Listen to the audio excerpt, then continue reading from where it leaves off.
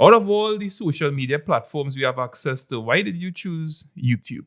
I don't know if you can monetize Instagram, but I just saw YouTube as being more of a lasting platform. It seems to be like one of the strongest social media platforms in terms of longevity, the longevity of a video. So I could post a video today and I could expect maybe let's say it gets 100 views within a year, but then 10 years down the road, it might get 1 million views. I don't know. Versus Instagram, I don't really see having that type of longevity. Like I wonder if Instagram will still even be here in 2 years. How else you marketing your channel other than Instagram? Where you sharing links? How you getting the word out to people? I have a Facebook account with like a few friends, but I've joined many arts groups because my channel focuses on Caribbean arts, Caribbean visual arts more specifically.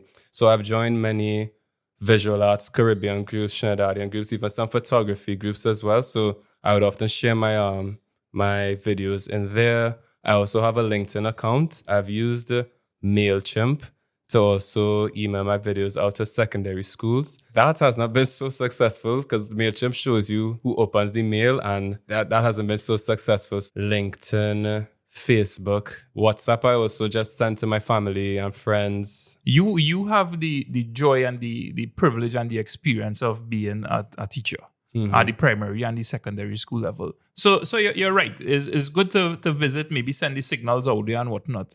When you creating videos, I have found when I'm creating videos, there's a certain journey that you will take or a path that you will take where you say, hey, I'm kind of making videos for myself. Like maybe like the self-indulgent artist, as you call them, right? And then the success of it kind of comes around when you realize that let me think more about my audience and who they are. So you see that in terms of the current number of subscribers, because you are on the journey to 1,000 subscribers. So I have, there's 130 subscribers right now. And I'm thinking about what is the content that they want to see. They are people they are the artists. They're probably just interested in the community. Maybe they are mothers and fathers, like you could relate to your mom and how she encouraged you. What do you as the content creator, you have to constantly be thinking about, and you're already doing it through visiting art galleries, interviews with artists and whatnot. What is the primary school child doing? What are they studying? Because you have a sense of what the subjects are. Whether it's from visual arts, from Form 1 to Form 5, what it looks like. Can I start it now, churn out a short that maybe tells somebody one of the hardest questions in your art exam is X, Y, Z. These are the things that you should know. Okay. So you will now be creating content of, using the term value, you're creating value for a particular user. I have a habit, and it's something that I'm quickly trying to shed myself of in terms of, what's my next target, boy? I want to hit 10,000 subscribers. I want to hit 100,000 subscribers. I have shifted that mindset. And I am now thinking about what content do I want to make for the 9 or 10,000 people that are currently committed to me.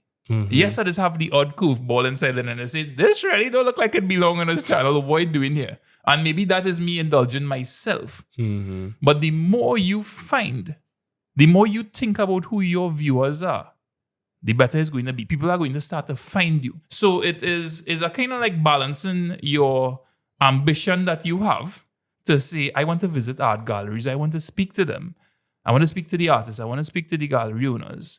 But you have a wider base. You're targeting a wider base if you're thinking about perhaps the secondary school students and what they need. And you have the advantage of having worked in that environment and maybe having access to past papers or whatnot. The more you give that type of value, the better for you. Have you seen Reborn video where I go through the gallery?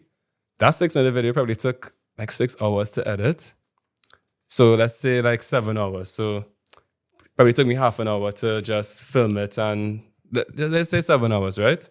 For the whole thing. That finding piece video or that inspiration video could have taken at least 14 hours from start to finish in terms of planning it, writing down the script, going. Like it took me so long just to go up to Cora, come down. It took me a full day just to film that.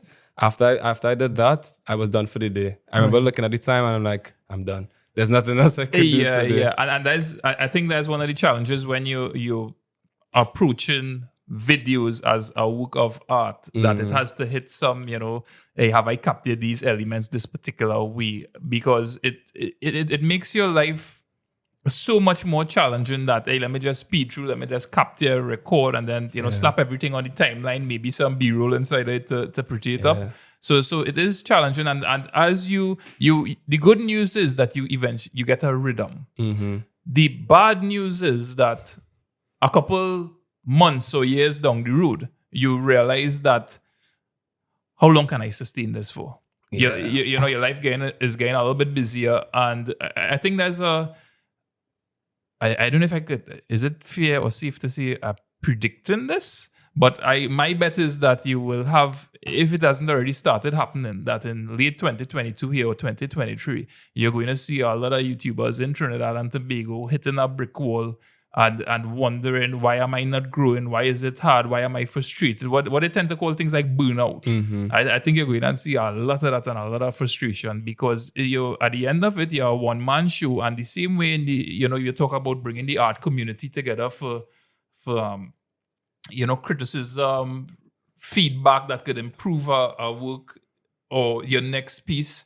There's a desperate need for things like that. And, it's where people like you and me connect, and then there's a bigger circle, is the thing that will help it thrive. And then imagine a space where not just artists in the form of photographers and the traditional painter or the contemporary painter could gather, but maybe YouTubers gathering in that space as well. Hey, look, you may turn your attention and say, well, hey, I reached this stage where I could go out and get these things done, but how affordable is it for me to have an editor to work with? And then being able to kind of let go that part of the process and say, I'm working with the secondary school to do a series with them.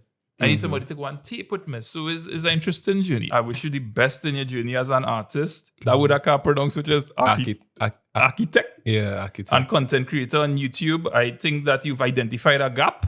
And you're well on your way to becoming a digital curator of Caribbean art. And I wish you success that extends beyond the borders of Trinidad and Tobago, and you're really able to venture out there in the Caribbean and capture that scene. I think what you're doing is great and is bringing this kind of digital medium to it. And I know it's one of the things that you have to kind of constantly work hard on. You, apart from the quality of your outputs that you have to find some way to successfully manage the frequency of the output.